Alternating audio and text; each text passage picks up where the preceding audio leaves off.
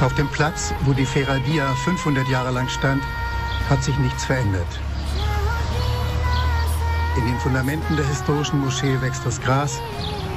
Ein Schild aus Blech markiert den Ort, wo der Grundstein für den Wiederaufbau der Moschee liegen müsste. Am 7. Mai 2001 sollte ein Festakt stattfinden. Das Fernsehen der Republika Srpska hat das Ereignis gefilmt. Szenen einer gescheiterten Hoffnung.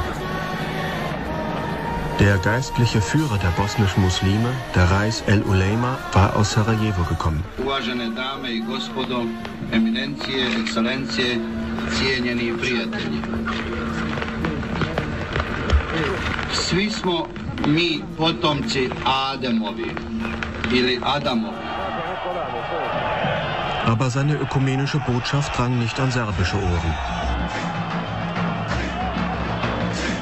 Mit Bussen waren viele Muslime aus der Föderation angereist, um an der Grundsteinlegung teilzunehmen.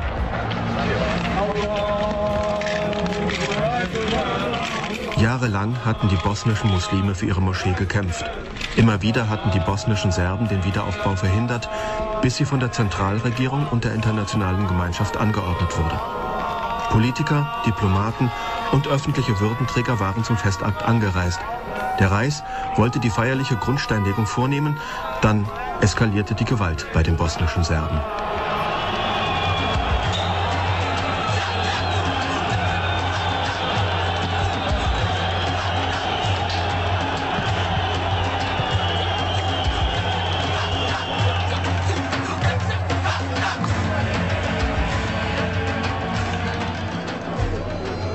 Die Aufnahmen von den belagerten Muslimen im Gemeindezentrum stammen vom bosnischen Fernsehen aus Sarajevo.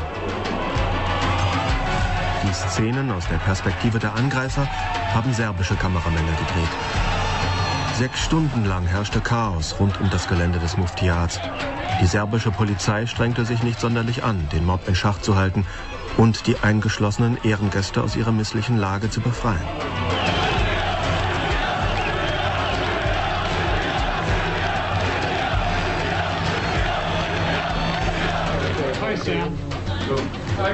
Where is the S4 liaison officer?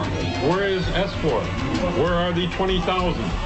Der amerikanische Botschafter Jacques Klein ruft nach der S4, die dann schließlich nach langem, bangem Warten die Politprominenz befreien konnte.